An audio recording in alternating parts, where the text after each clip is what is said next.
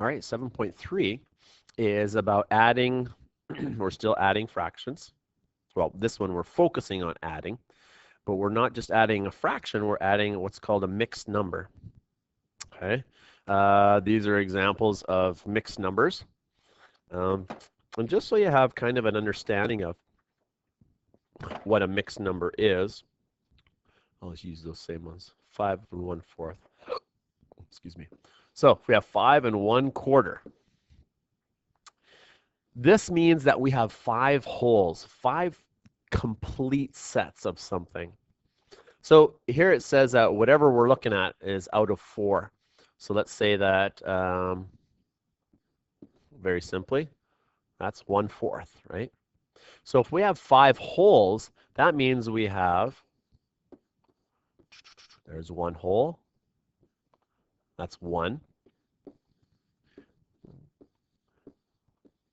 There's 2. You getting the idea here? I'm doing this as fast as I can. Here's 3. There's another one. There's 4. And the last one, that's 5 wholes. Okay? So another way to write this is 5 wholes. That could be 4 out of 4, and 4 out of 4, and 4 out of 4, and 4 out of 4, 4 out of 4, and 1 out of 4. So we have all these holes. There's 1, 2, 3, 4, 5 holes. So this is another way to write it, right? You put those all together and that makes 5. And then you have still one portion, which is your 1/4, okay, or 1/4. A lot of what we're going to do in these next 2 sections does involve drawing these pictures, so you have a visual representation of what we're doing. Okay, so let's go back. So there's a process when it comes to adding, and we're just going to look at adding right now. We add mixed numbers. So for example, if we have 1 and 1/4, and we're adding 3 and 1/2. Okay. Let's just go through the steps first of all. And I'm going to do this visually on the other board in a sec too. Let me go through it this way first, and then we'll kind of start over again and do it a different way. Okay, so we've got 1 and 1/4 and 3 and 1/2. The first thing you'll do, just to get it out of the way, is you will add the whole numbers. So our whole numbers are 1 and 3, right? 1 and 3. So in this equation, when we add this all together, we know we have 4 wholes. 4 wholes of whatever, okay? Then our next step is to add the fractions. And this is where we're going to do what we were practicing in the previous section, right? We got 1/4 and 1/2. They do not have the same denominator, so we have to make it so that they do have the same denominator. I recognize here, and maybe you do too, that our small number, the 2, we can turn that into a 4 quite easily just by multiplying by 2.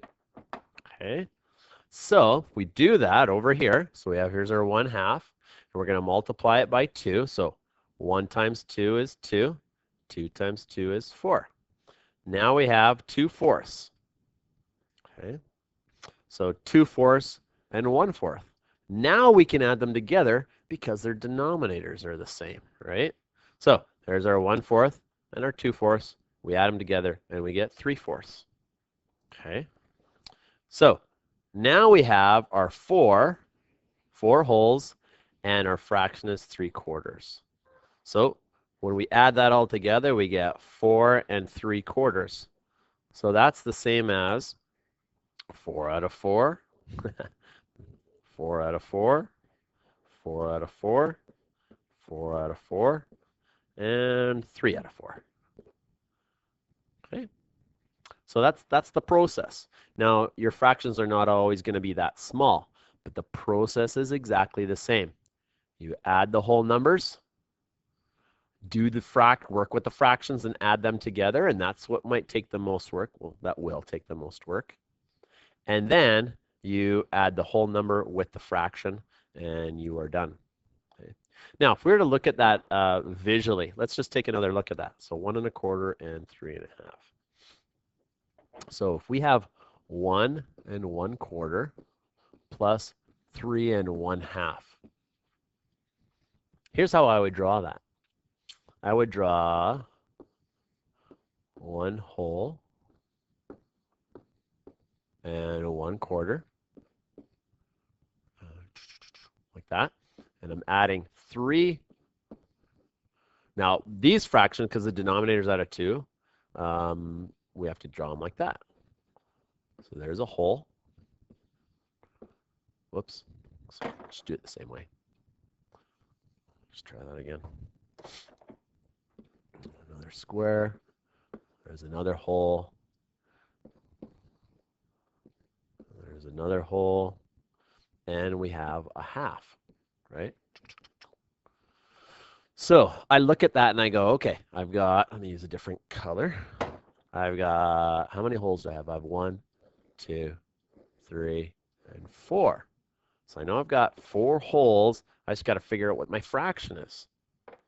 So now we take this and this over here, and let's try and add them together, right? And I'm doing this one completely visually, so try to stay with me here. So I've got this one, that's my 1/4, right?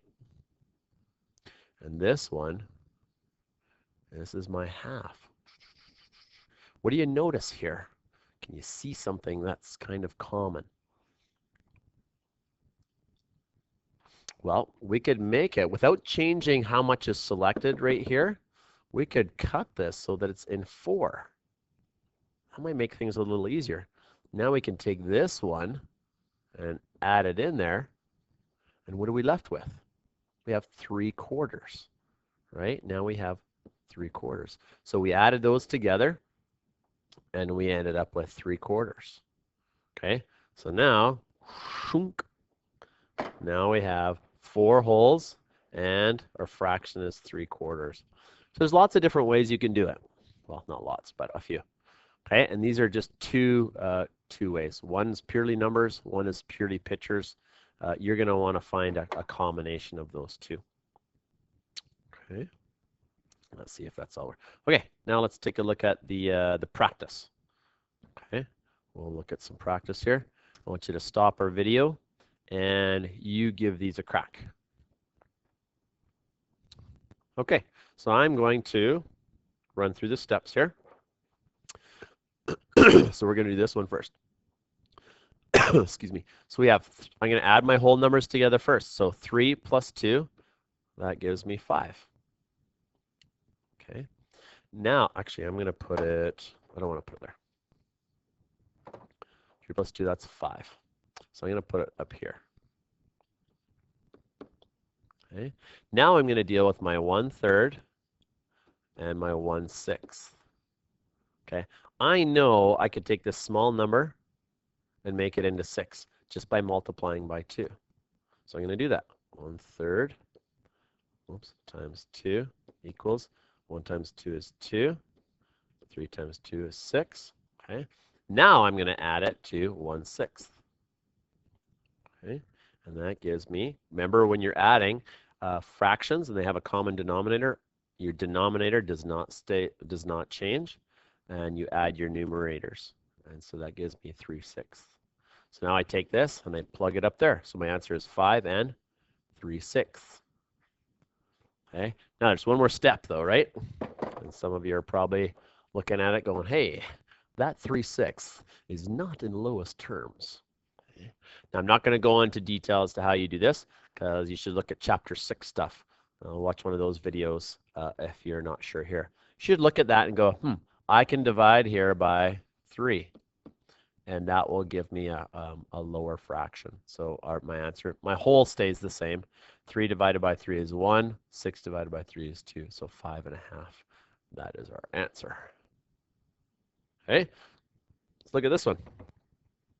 This one's a little different. Again, I'm going to add my wholes. There's no hole here. There's nothing. So that's like 0. And there I have a 4. So I know I'm going to have 4 holes and something.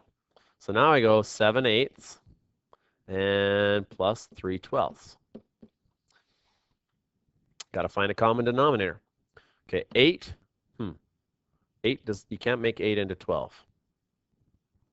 So I got to find a common multiple. So this is what we do. Do your skip counting, right? Starting with 8. 8, 16, 24, 32. Okay, let's do 12. Just go 12, 24, 36. Okay. And I look at that and I go, what's my smallest number that they have in common? It is 24. Okay, so I'm going to change my fractions so that they have a denominator of 24. So let's just start with 7/8. So I want to have a denominator of 24. So what do I do to 8 to make it into 24? I have to multiply by 3. 8 times 3 is 24. 7 times 3 is 21. Okay, what about 3/12? If I want it to have a denominator of 24, which is what we've established, right? What do I do to 12? Multiply it by 2. 12 times 2 is 24. 3 times 2 is 6. So now we can add these babies, right? Okay, so 21 over 24 plus 6 over 24. Ooh, this is going to give us a weird number. So this gives me 27 24ths. Okay, and that is just fine, isn't it? Okay. Now, not very often will you get, this is a larger numerator than I do have a denominator, and that's not usually okay. You won't often get that, but sometimes you will, and you're going to have to know what to do with it.